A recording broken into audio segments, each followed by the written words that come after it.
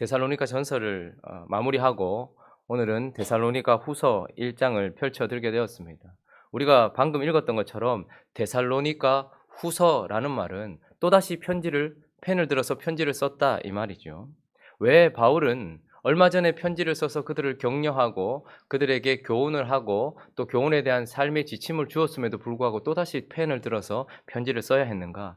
간단하게 말하면 환난과 고통이 계속되고 있었기 때문이고 또 그 고통이 더 커졌기 때문이었습니다. 데살로니가인들이 바울의 편지를 받고 난 이후에 고통이 덜해졌는가 혹은 시련과 환난이 끝이 났는가? 그렇지 않고 오히려 더 그 고난과 환난이 더 커졌다라는 것입니다. 특별히 그 고난과 환난은 세 부류의 사람들에 의해서 주어졌습니다. 하나는 대적자들이었습니다. 교회와 그리스도를 대적하는 대적자들에 의하여서 고난과 환난은 더 커졌고 또 거짓 교사들 때문에 고난과 환난이 더 커졌습니다. 특별히 마지막 날에 대한 교훈을 바울이 주었는데 그 마지막 날에 대하여 훼손하면서 이미 주의 날이 이르렀다라고 말하는, 그래서 주님이 말씀하시는 마지막 날에 대해서 말하지 않고 어떤 거짓 교사들이 잘못된 권위를 가지고서 이미 주의 날이 이르렀다라고 말하면서 복음과 또 교리를 훼손하고 있었던 것이죠. 그러니까 교회를 박해하는 박해자들과 또 하나님의 진리를 방해하는 거짓 교사들, 그리고 또 한 부류는 게으른 자들이 더 그들의 삶을 바꾸지 아니하고 더 게을러졌다라는 것입니다. 그래서 그들은 주님의 날을 위하여서 자신들이 생각하는 대로 살았던 그 모습을 교회 안에서 바꾸지 않고 오히려 교회에 어려움을 주고 있었기 때문에 이런 세 부류의 사람들에 의하여서 이들의 고통은 더 커졌던 것이죠. 자, 그러면 이런 상황 속에서 우리가 데살로니가 교회라고 생각해 보십시오. 이제 막 복음을 듣고서 하나님께 돌아와서 큰 환난 가운데서 버티고 견디고 있다가 우리에게 복음을 전해줬던 바울을 통하여서 하나님의 격려를 받았음에도 불구하고 여전히 고난과 고통이 계속될 뿐만 아니라 더 커졌다. 그러면 데살로니가인들에게 어떤 질문이 생겼을까요?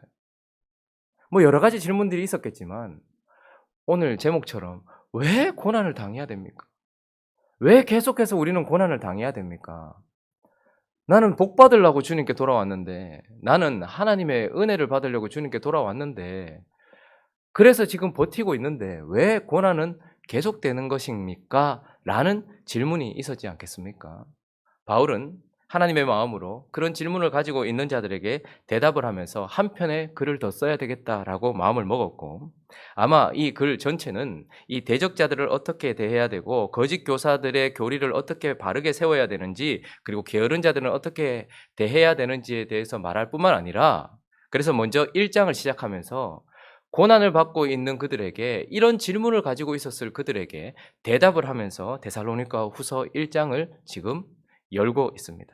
자, 그런데 우리가 방금 읽었던 이 1장 전체를 봐도 왜 고난을 당하고 있는가, 왜 고난을 당해야 됩니까? 라는 것에 대하여서 구체적인 이유를 설명을 하거나 혹은 이 고난이 곧 끝날 것이라는 그런 어줍지 않은 어떤 위로, 이런 것들이 전혀 없고 오늘 1장 전체는 고난이 지금 무엇을 하고 있는가를 우리에게 보여주고 있습니다.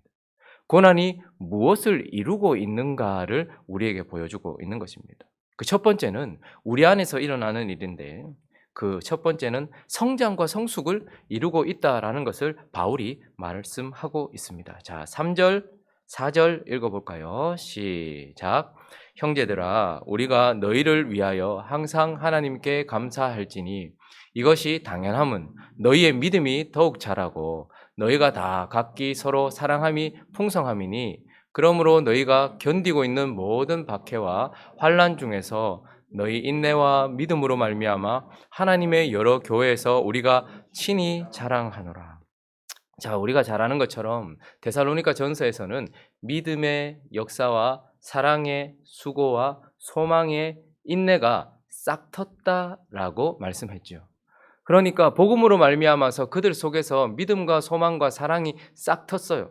그런데 데살로니가 후서를 기록하는 이 순간 바울은 싹 튼 것만 말하지 않고 이제 뭐라고 얘기합니까? 우리가 하나님께 감사해야 되고 이것은 당연한 것이다. 왜냐하면 너희의 믿음이 더 어떻게 됐대요? 더욱 자라고. 3절에 보죠. 너희의 믿음이 뭐라고요?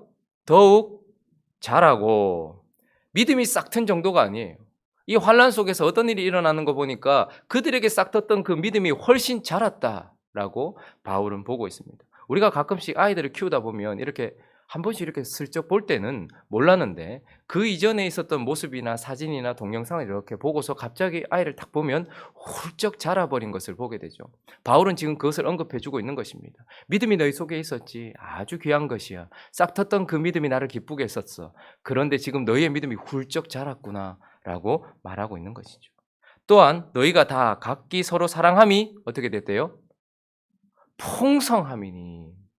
믿음은 자랐고 그들 속에 있었던 자랑할 만한 사랑은 풍성해졌다라는, 여러분 사도가 이런 말을 쓸 정도였으면 데살로니가인들 안에 있었던 그 사랑은 얼마나 컸겠습니까? 그 풍성한 사랑을 가지고 있었던 바울의 눈에 봐도 이들의 사랑은 칭찬할 만한 그런 풍성함이었다라고 말씀하고 있는 것입니다. 뿐만 아니라 소망에 대해서 언급하고 있지 않은 것 같지만 4절을 한번 보십시오. 4절을 보니까 너희가 견디고 있는 모든 박해와 환난 중에서 너희 인내와 믿음으로 말미암아 하나님의 여러 교회에서 우리가 친히 자. 그들은 소망이 있었습니다. 그리고 그 소망 때문에 어떻게 합니까? 지금도 박해와 환난 중에서 믿음과 인내로 견디고 있었는데 그것이 여러 교회들에게 칭찬할 만큼 그들의 인내는 돋보이는 인내였다라고 말씀하고 있죠. 소망을 붙드는 그들의 믿음은 아주 강력한 것이었다라고 말씀하고 있죠.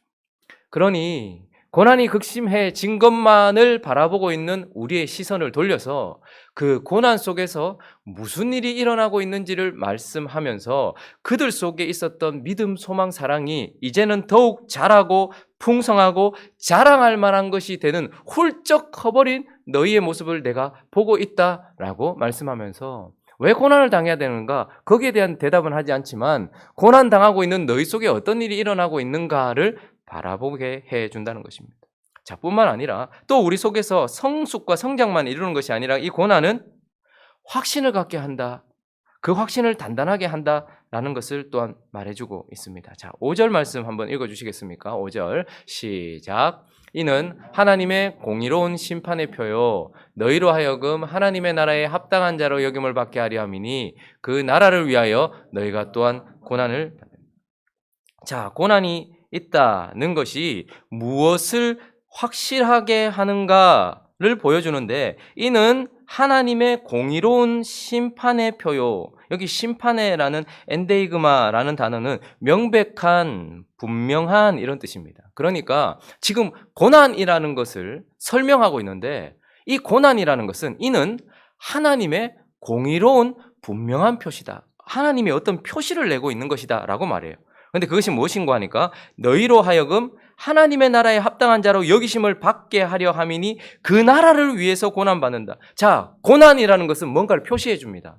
근데 뭘 표시해 주는고 하니까 하나님의 자녀가 되었다라는 것만 표시하는 것이 아니고 그것은 당연한 것이고요. 고난이 계속되고 있다라는 것은 이제 하나님께서 너를 하나님의 자녀로 세우실 뿐만 아니라 하나님의 자녀답게 만드시기로 작정하셨고 그것을 이루고 있는 표시다 이 말이에요. 하나님은 우리를 선택하셨을 뿐만 아니라 하나님은 선택하셨기 때문에 우리를 부르셨고 하나님은 우리를 부르신 후에 구원하셨을 뿐만 아니라 그 구원에 합당한 자로 만들어 가시는 거예요. 자, 그래서 이제 우리에게 고난이 있다는 것을 뭘 표시해 주는가 하면 저 사람을 이제 하나님의 자녀답게 만들겠다라는 하나님의 표시고 그래서 환난을 받는 이 환난 가운데서 하나님께서 그의 나라에 합당한 자로 여겼다라는 표시라는 거죠. 사울은 사무엘을 통해서 기름 부음을 받았지만 그러나 그에게는 고난이 없었습니다. 그러나 하나님이 다윗은 똑같이 사무엘을 통해서 기름 부음을 주었는데 그 이후에 어떻게 합니까? 그에게는 극심한 고난이 있었다라고 말해요. 그래서 사울에게는 없는데 다윗에게 있는 것이 무엇이냐? 우리는 좀 천군만마 같은 병력 그리고 지혜, 금은보화 이런 것들이 있어서 이 사람 하나님이 선택한 사람이구나 라고 표시를 내주면 좋겠는데 사울에게는 없는데 다윗에게만 있는 것이 무엇인가 하니까 넘치는 고난이었습니다. 그런데 그것을 통해서 하나님과 하나님의 백성들은 무엇을 알게 되는가 하면 하나님께서 다윗을 선택하셨을 뿐만 아니라 하나님께서 이제 다윗을 예수 그리스도를 예표하는 왕으로서 그리스도를 보여주는 모형으로서 하나님이 선택한 자녀답게 그 나라에 합당한 사람으로 만들어 가시려고 하는구나라는 것의 증명인 것입니다. 우리가 고난 가운데서 예수를 믿게 되고 하나님의 자녀가 되어서 지금도 그 길을 걸어가고 있는데 우리 속에 고난이 있을 때에 우리도 이것을 마음에 새게 됩니다. 왜 자꾸 나는 고난을 당해야 됩니까? 이것은 하나님이 나를 하나님의 자녀로 삼으셨을 뿐만 아니라 하나님의 나라와 하나님의 자녀의 합당한 자로 세우시기 위하여 지금 나를 붙들고 있구나라는 것의 표현인 것이죠. 그것이 바로 믿음을 확신하게 만들고 하나님 앞에 내가 구원받았을 뿐만 아니라 구원받은 자답게 살게 하시려는 하나님의 섭리 속에 있구나라는 것을 확신하게 한다라는 것을 말씀하고 있는 것입니다. 별로 위로가 안 되십니까? 굳이 표시해야 되나? 이런 생각이 들지요. 그러나 그 고난을 받고 있을 때, 자기 자신이 고난을 받고 있을 때에도 이 고난을 보면서 하나님이 그 나라를 위하여서, 그 나라라는 것은 그분의 다스림을 말하는 것이죠. 그러니까 그분의 다스림으로 말미암아서 나를 하나님의 자녀답게, 그러니 다윗을 보면서 그 당시의 사람들은 주실 메시아, 오실 메시아, 하나님의 아들을 사실은 바라보고 있었어요. 이 세상에 있는 우리를 보면서 어쩌면 세상 사람들은 하나님의 아들의 모습을 보게 되는 것이죠. 그러니 개인에게 고난이 있거나 아니면 누군가가 애매하게 고난을 받고 있는 것을 보실 때마다 우리는 이런 마음을 가져야 됩니다. 하나님이 저 사람을 사울로 대하지 않고 다윗으로 대하고 계시는구나. 하나님이 다듬으셔서 하나님의 나라에 합당하게 만드시려고 지금 일하고 계시는구나. 확실한 표시구나 라는 것으로 바라봐야 된다는 것이죠. 자, 그런데 바울은 우리 안에서 일어나고 있는 이 고난의 의미만 이야기하지 않고 이것으로 말미암아서 하나님 속에서 드러나고 있는 것도 우리에게 말씀해 주고 있어요. 자, 다시 한번 3절 읽어 주시겠습니까? 3절 시작. 형제들아 우리가 너희를 위하여 항상 하나님께 감사할지니 이것이 당연함은 너희의 믿음이 더욱 자라고 너희가 다 각기 서로 사랑함이 풍성함이니. 자, 지금 마치 바울이 데살로니가인들을 칭찬하는 것 맞습니다. 칭찬하고 있어요.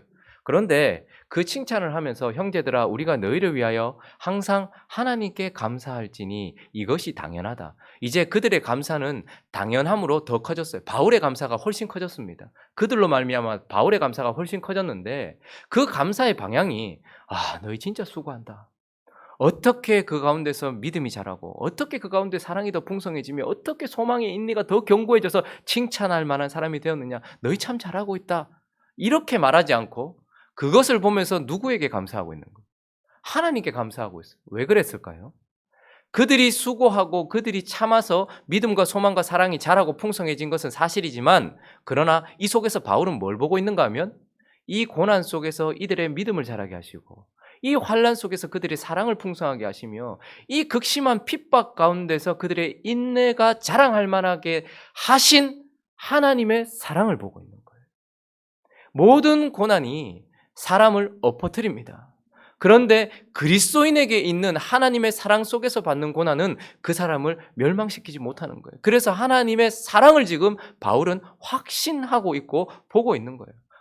이 극심한 고난이 있음에도 불구하고 바람이 이렇게 불어치고 있는데 하나님이 이들을 얼마나 굳세게 붙들고 있으면 이들이 그 자리에서 버티고 있는 것만 해도 사실은 대단한 건데 더 잘한 것은 하나님이 이들을 얼마나 사랑하고 계시며 하나님이 지금 이들을 얼마나 견고하게 붙들고 계시며 하나님이 이들의 인생에 얼마나 많은 은혜를 주고 계시는가를 보여주는 표시이기도 하다라는 것입니다. 주변에 고난당한 사람들을 보면 그리스도인으로서 고난받는 사람들도 있고 이제 믿지 않는 사람들의 고난도 보게 됩니다.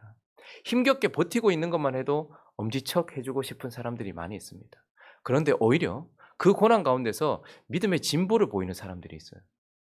그리고 헌신의 수고를 더 높이는 사람들이 있어요. 소망의 인내가 확실해지는 사람들이 있습니다. 그런데 그것을 보면서 성도님, 집사님, 장로님 권사님 수고하십니다 라는 위로도 해야 되겠지만 우리는 그 사람과의 대화를 끝낸 후에 기도의 자리에서 하나님께 감사해야 됩니다. 하나님, 이들을 붙들고 계시는 하나님의 은혜가, 하나님의 그 사랑이 이 고난 속에서 확연하게 드러납니다. 하나님 참으로 잘하셨습니다. 하나님 감사합니다. 이 감사를 하는 것은 당연한 것입니다 라고 말할 만큼 이 고난 속에서 하나님의 사랑이 지금 드러나고 있다라는 것을 보게 되는 것이죠. 또 한 가지 무엇을 보여주는가? 하나님에게서 무엇을 우리는 볼 수 있는가? 그것은 바로 하나님의 사랑과 동시에 또 하나는 하나님의 공의도 볼 수 있는 것입니다. 자, 우리가 십자가를 볼 때에 어떤 사람은 한쪽만 보면 안 되죠. 십자가에는 뭐가 드러납니까? 십자가에는 하나님의 사랑과 그리고 또 십자가에는 뭐가 드러납니까? 하나님의 공의. 이 고난을 통해서도 십자가에서 보는 것과 똑같은 것을 보게 되는데 또 하나는 우리가 방금은 하나님의 사랑을 보았습니다. 그런데 이번에는 하나님의 공의도 보인다라고 말씀하고 있습니다. 자, 5절, 6절, 7절 읽어보겠습니다. 시작. 이는 하나님의 공의로운 심판의 표요 너희로 하여금 하나님의 나라에 합당한 자로 여김을 받게 하려 함이니 그 나라를 위하여 너희가 또한 고난을 받느니라. 너희로 환난을 받게 하는 자들에게는 환난으로 갚으시고 환난을 받는 너희에게는 우리와 함께 안식으로 갚으시는 것이 하나님의 공의시니. 자, 여기까지.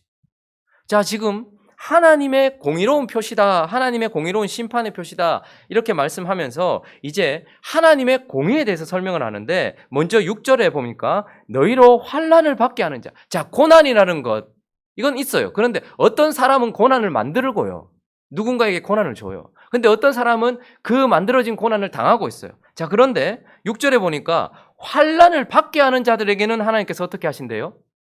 환난으로 갚으신대요. 이게 뭡니까? 하나님의 공의입니다.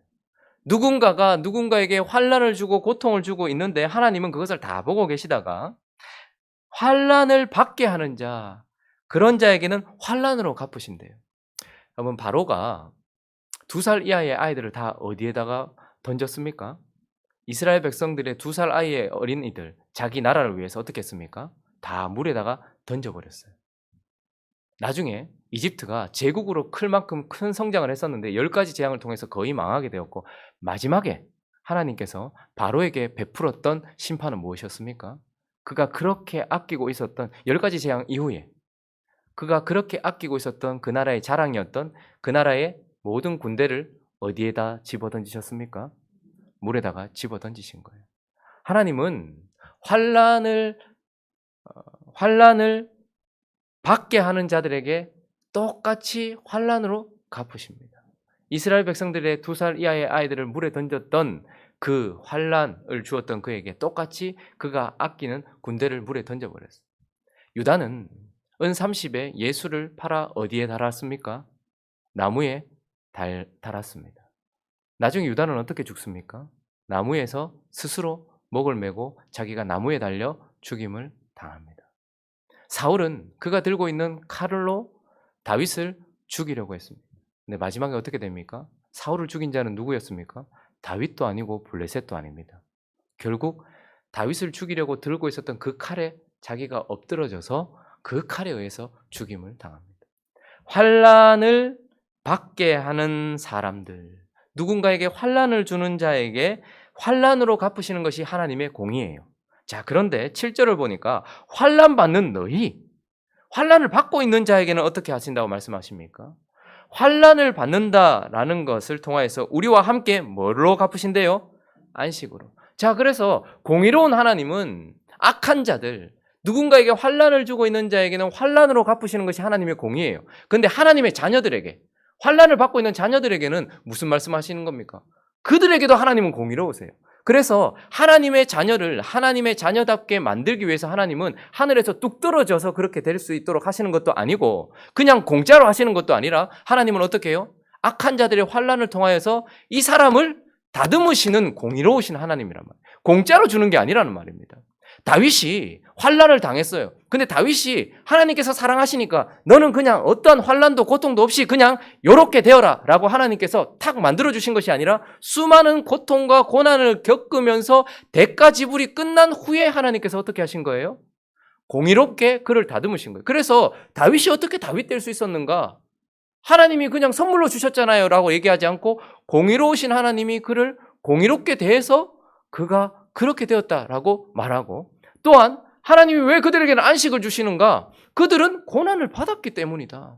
그 고난 속에서도 나의 자녀라는 것을 드러냈고, 그 고난 속에서도 다듬어졌고, 그 고난 속에서도 나를 버리지 않았기 때문에 안식을 주는 것이 당연한 거예요. 그렇기 때문에 누구도 하나님 앞에 할 말이 없게 만드는 것이죠. 환난을 받아서 나중에 환난으로 갚음을 받고 있는 자들이 하나님 왜 나는 환난 주시고 왜 이 사람에게는 안식을 주십니까? 근데 하나님께서 뭐라고? 나는 공의로운 하나님이다.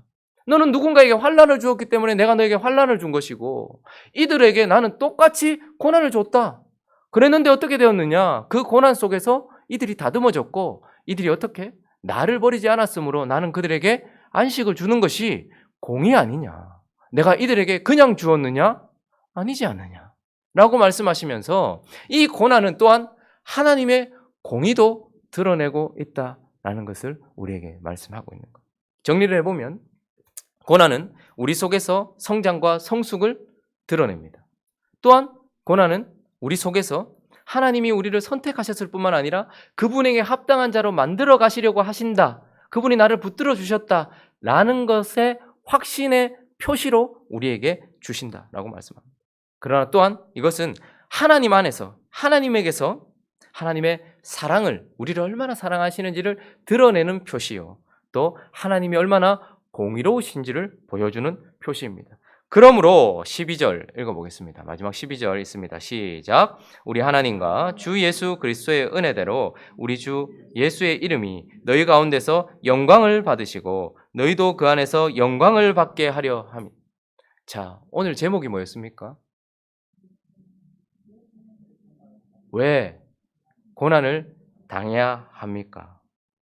사실 왜 고난을 당해야 됩니까? 라는 것에 대한 대답은 받지 못하는 것 같지만, 그러나 오늘 이 12절이 우리에게 말씀해 주고 있는 것은 우리 하나님과 주 예수 그리스도의 은혜대로 우리 주 예수의 이름이 너희 가운데서 영광을 받으시고 너희도 그 안에서 영광을 받게 하려고 고난이 있다.